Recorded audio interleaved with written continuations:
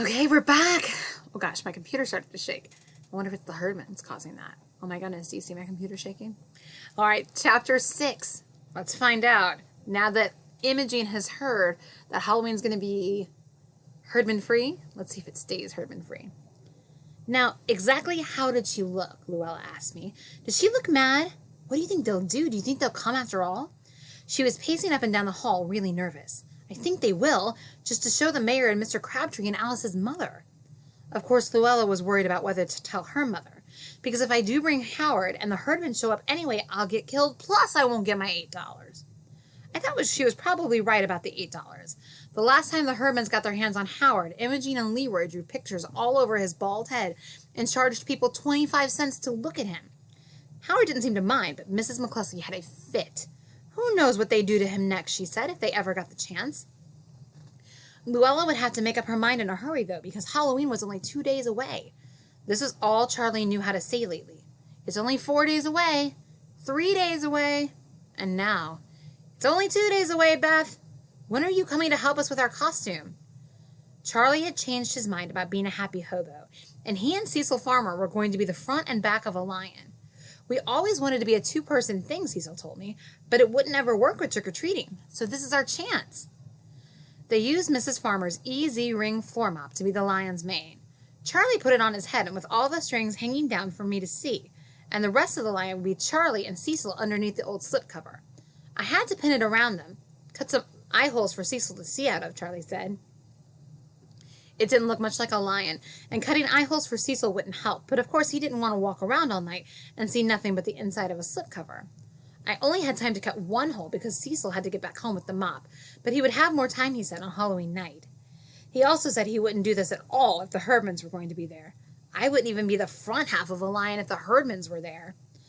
I didn't blame him, but front or back it wouldn't matter. If the Herdmans decided to take the lion apart, neither would be safe.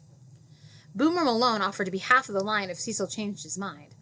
I was going to be King Kong after all, Boomer said, but my grandmother sent her coat to the cleaners in case it had bugs, and it got stolen, he sighed. I even bought a gorilla mask. But you can still be King Kong, I said. You could wear a sweatshirt or something. Boomer shook his head. Not without my grandmother's coat. I could understand that. In the fur coat and the gorilla mask, Boomer would be a terrific King Kong.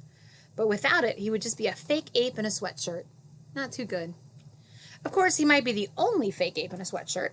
So far, I had heard about kids who were going to be rock stars, aliens, and some superheroes, and a human fly, but no apes. Joanne McCoy was going to be Imogene Herdman. Why not, Joanne said. They aren't going to be there. Charlie said the same thing when I told him about Boomer's offer to be half the lion if Cecil changed his mind. Why would Cecil change his mind? Charlie asked. Well, you know what he said. If the Herdmans come to school on Halloween, he doesn't want to be inside a slipcover. But they aren't coming, Charlie said. They all said so. They won't be there. Everybody knows that.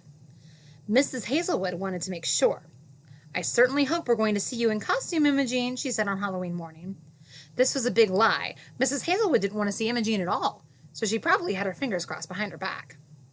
We can't come, Imogene said. Our mother won't let us. Imogene would have to cross her fingers and her feet and her toes and her tonsils to cover that lie. Her mother probably didn't even know there was a Woodrow Wilson Halloween party. If Mrs. Herdman didn't hang around the house much, she didn't hang around school at all, and she probably thought PTA stood for put trash away, like the signs on the trash barrels all over town.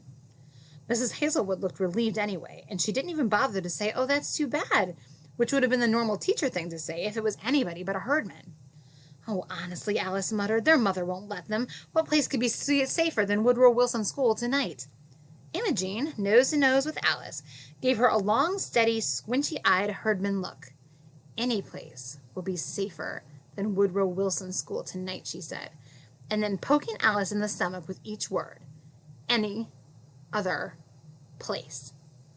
Alice gulped and turned pale and cross-eyed from having Imogene right in her face, but she managed to squeak out that the PTA and Mr. Crabtree and her mother would make all sure that everything was perfectly safe. You'll see, she said.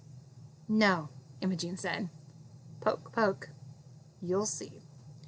Well, news about this spread from class to class in the halls and lunchroom, and by the end of the day it was all anybody could talk about. Did Imogene know something mysterious that no one else knew? Did all the Herdmans know it? And was that the real reason they were going to stay away? And what did they know? And most of all, what was going to happen tonight at Woodrow Wilson School? It's tonight, guys. Well, by tonight I mean I'll read you that chapter tomorrow. I wonder what's going to happen at Woodrow Wilson School. Do you think the Herdmans are going to show up? I don't know. You never trust the Herdmans, so we'll have to wait and see.